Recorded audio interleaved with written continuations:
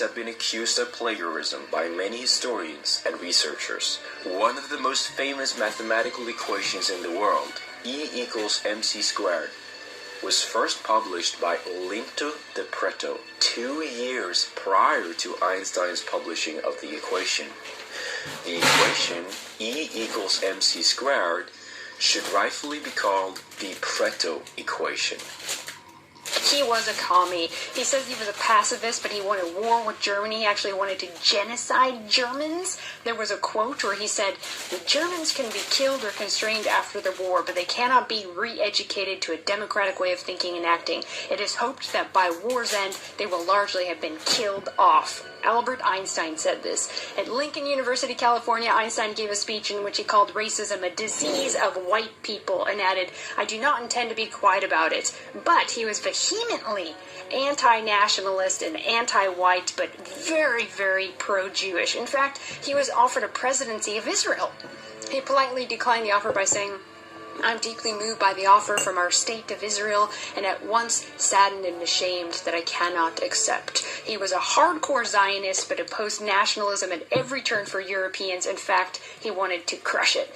So, what did he give us anyway? Everything is relative, moral relativism, nothing is certain, no such thing as an absolute, anything goes, what is truth anyway, there's no meaning except relativism, of course, right?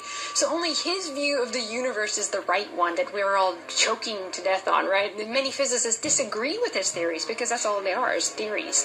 Well, how has he even gotten this big in the first place? Well, it's a fact that his work was not only twisted, unscientific ideas, but that it was science that was plagiarized. I know Red Ice did a show on this, a great show on this, covering this in detail. His writings included his popular 1924 book, Meaning of Relativity, which was plagiarized from the Lorentz transformation. Plagiarism of the mass-energy equivalence, largely based on the work of George Fitzgerald and Hendrik Lorentz, Irish and Dutch theoretical physicists, and also the work of French physicist Henri, help me with this, Poincaré. There you go. He developed there you go. He developed a theory of relativity years before Einstein. And it gets worse. Plagiarism of Paul Gerber's groundbreaking work on the speed of gravity. Okay, this was a German guy. And the idea that the speed of light was a constant and was independent of the motion of its source was not Einstein's at all, but was proposed by the Scottish scientist James Maxwell in 1878. Also, Bernhard Riemann, a German, was the first to develop a sound non-Euclidean geometry, which is the basis of all the math he used to describe relativity. Also, it goes on, Heinrich Hertz, the father of the unit of frequency Hertz, right, sound vibration, discovered that electrodes illuminated with ultraviolet light, and they create electric sparks more easily. Well, in 1905, Einstein published a paper explaining the same experiment from Hertz's photoelectric effect, and it was actually Hertz's discovery that led to the quantum revolution, yet Einstein was awarded the Nobel Prize in 1921 for the discovery of the law of the photoelectric effect. Okay?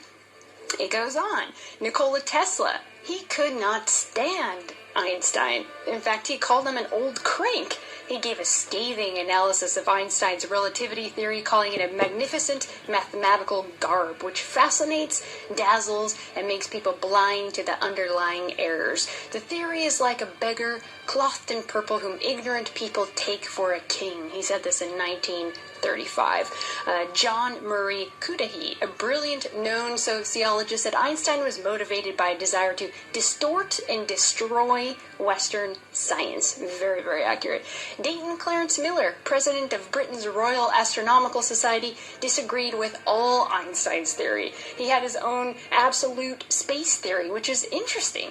And it goes on. 100 prestigious Austrian and German scientists denounced him in this book, 100, I don't know how to say it, Gegen, I'll pull it up right here, accused him of being a pseudo-mysticism and pseudo-mystic and just speculating everything, basically. 100 scientists. H.L. Mencken, there's sound reason for believing that Einstein will not hold up in the long run. His curved space may be classed with psychosemantic bumps of gall and spurs time, two other brilliant scientists. So the point is, we wouldn't be in the Stone Age without him, hardly. We'd be cultivating other planets by now, right?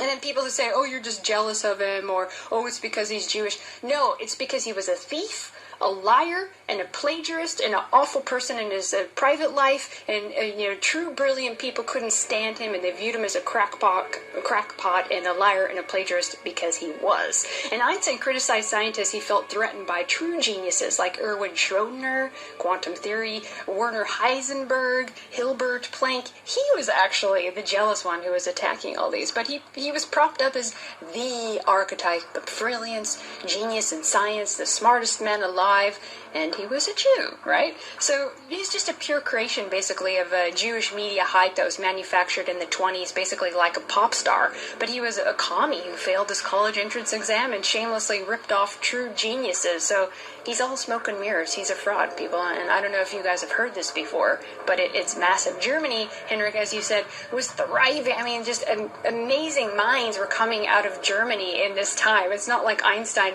took Germany out of some kind of Stone Age and they were, they were not going to advance with that.